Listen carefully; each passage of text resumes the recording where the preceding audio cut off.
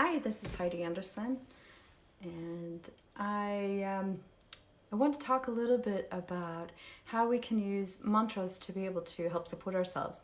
And when I mean a mantra, I mean it's a sentence or phrase that we can use and we can say over and over again to be able to help ourselves remind ourselves of something.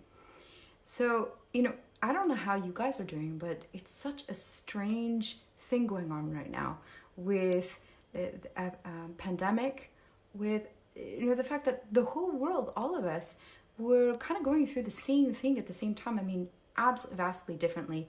I live in a country where we have healthcare, where we're, a lot of ways we're really taken care of. It's safe, but people still get sick. And I know that in a lot of places in the world, it's not like this. But there is something really interesting about how, like a friend of mine that lives in Malawi, that the virus is there, or my siblings that live in New York City, and how it's happening there. And it gets me thinking about,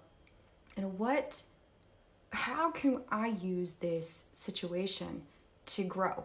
I can completely contract into fear and thoughts about, oh my God, what's going to happen in the future? As an entrepreneur, will I have any more work?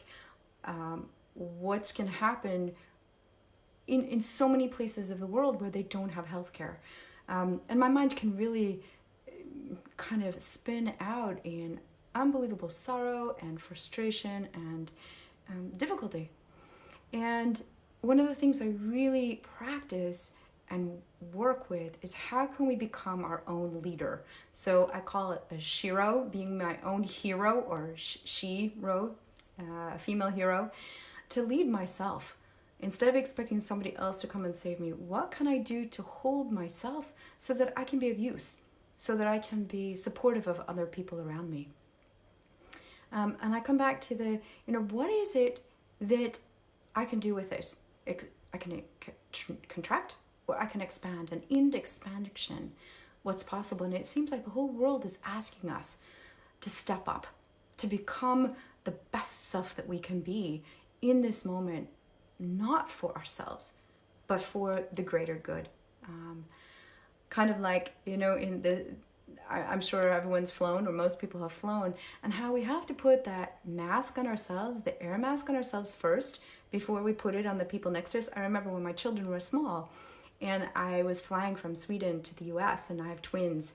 And I remember, I'd heard that 1,000 times and never thought anything about it. And I got on the airplane, and they came on and said, put your gas mask on yourself first, or your air mask on yourself. And I was like, oh my gosh, it really hit me. The vulnerability of what was being asked was to take care of myself first, so that then I could take care of the people that I loved.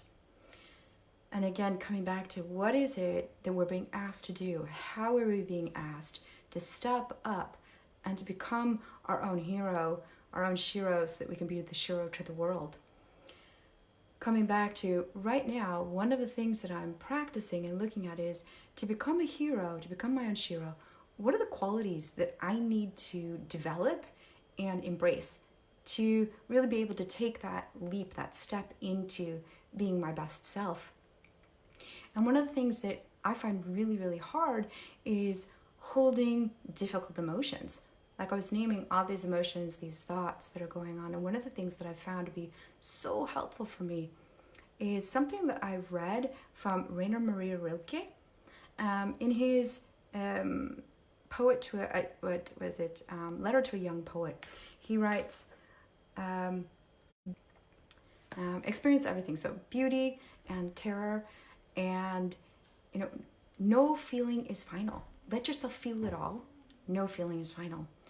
And I found this to be such a helpful kind of concept or thought, so that when I've really had difficult times, I've kind of used it, like I said, as a mantra, something that I repeat over and over and over again to help myself. No feeling is final. Because the one thing that I do know is that what I'm feeling will change. Sometimes it can last longer than I'd like. And the more that I am open to what's going on, instead of, pushing it away, the more that I can be open for it and just see it as, this is difficult feelings. This is really hard right now. Again, repeating to myself, no feeling is final. Just allow myself to feel it and then go on. So I'm hoping that this can be helpful for you also, and it'd be really interesting to hear, what are you dealing with? Are you also, trying to figure out how to grow into being the person that you need to be, what qualities that you need to be to become your best Shiro? And I would love to hear from you. Thanks.